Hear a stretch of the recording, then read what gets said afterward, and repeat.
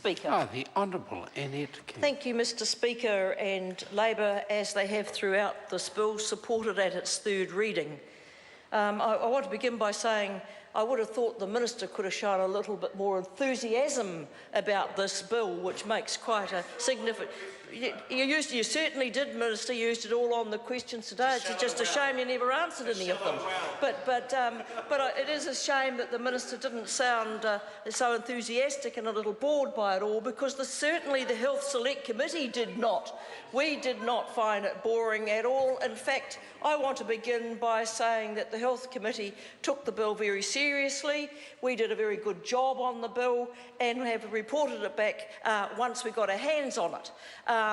But the biggest problem with this bill is the time that it has taken for it to get through this Parliament and to make the changes that are needed. And I've raised this in the first reading, in the second reading, in the committee stage, so you're not surprised, Mr Speaker, that I'm raising it again in the third reading.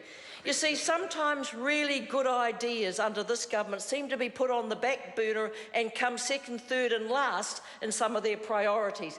Unfortunately, it is often very good health ideas, and that may reflect the energy of the Minister, I'm not sure.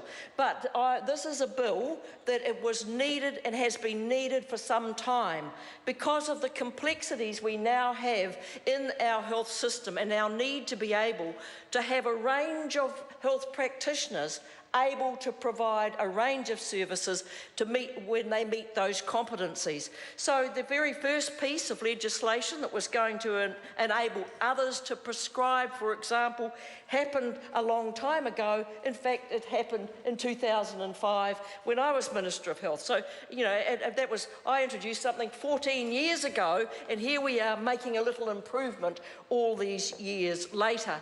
And so I do say to the Minister, when we've got legislation like this, use his muscle to get it up the order paper. I'm sure the Leader of the House, if he was approached, being a very approachable man, would listen to him and say, yes, this is important.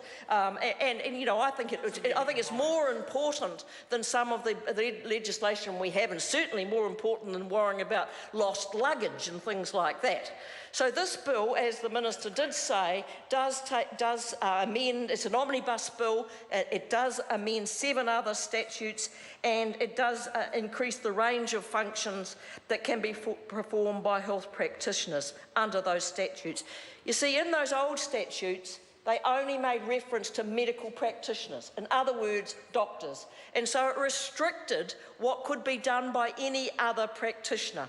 By amending that and changing it to health practitioner, it widens the range of those who can carry out their functions. And they're carrying out, as actually the Minister pointed out, they're carrying out some pretty important functions under this Act. For example, the Misuse of Drugs Act is being amended so a qualified nurse can treat addiction patients. And changes to the Burial and Cremation Act will allow nurse practitioners to certify the cause of death. And the Minister said that's not easy, so you need to have people who are trained in doing it, but it doesn't have to be a medical practitioner. We also amend the Land Transport Act in this bill, and it's been amended because at present it states that only medical practitioners or doctors and optometrists can provide medical reports on a person's fitness to drive. Then if you look at the Children, the Young Persons and Their Family Act, it restricts medical examinations of children to medical practitioners whom the court considers qualified for the purpose. So it amends, as I said, 7 statutes and allows other health practitioners to undertake this role. This role, as I said, in a changing health system, does require us to use the expertise and training of every health practitioner that we can use. We can augment the work that is done by medical practitioners when others are involved in the provision of health services.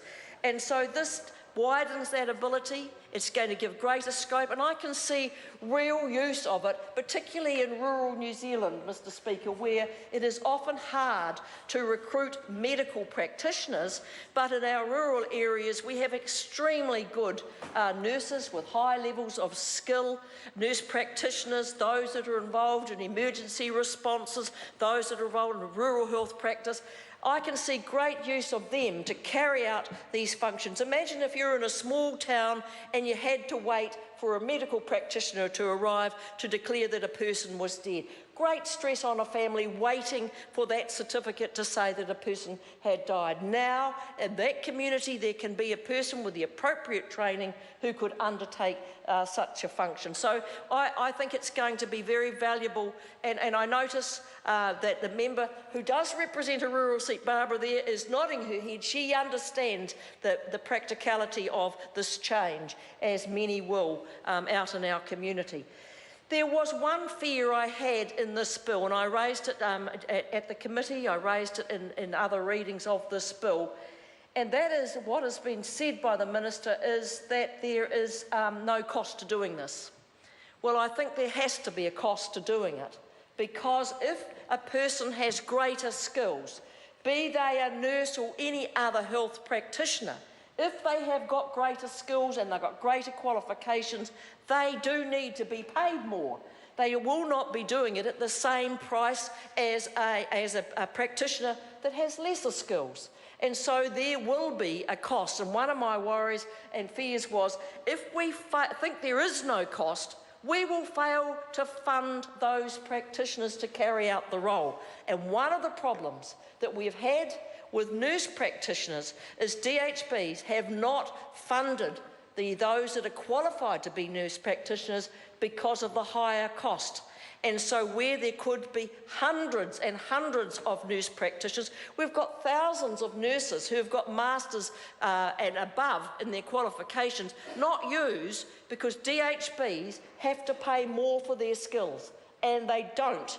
And so they have not used that capacity and skill that we have in New Zealand because of the cost. So that is my fear. We will pass this and little will change.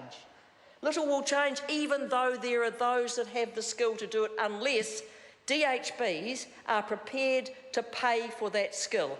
And we've just gone through a junior doctor strike, seeking to be ensured that they are properly rewarded, but also treated fairly when it comes to rosters and so on. We can't ask another workforce to carry out greater duties that we need without ensuring that they too have proper working conditions and the remuneration that goes with it. I just hope that I'm wrong. But I have seen what's happened. The first nurse practitioner was actually registered in Hamilton back in about 2002, and I thought that we would have seen thousands by now. That has not been the case, and it does, as I've been told, get down to money. So I hope that we don't have to, at our select committee, bring this up with the Minister during estimates and other times, because he's got it right. And I've got it wrong and he's got it right, that there doesn't need to be any extra money. But one of the things we ought to do is to monitor the impact of this bill over time to ensure all the things we think will happen by amending these 7 statutes actually will happen for the provision of health services in New Zealand. And so we do commend this bill to the House. I'm glad that it's finally reached the end of a very long process. I too think the Health Committee is a select committee, a very good committee, and I'm being very objective in this. You know, I could be highly political, but I do think we have an extremely good health committee, and I will say of Simon O'Connor, one of the best chairs we've had of a select committee. And I think he should be in Cabinet. In fact, he'd probably make an extremely good health minister. He's informed, he is informed, he's reasoned, he knows a little bit about it, and he's interested. And none of those qualities that puts him well in front. None of those qualities our current minister has. So I've just done him to death. He probably won't get a job now. But Mr. Speaker, yes, we support this bill, and I'm very glad it's going through the House.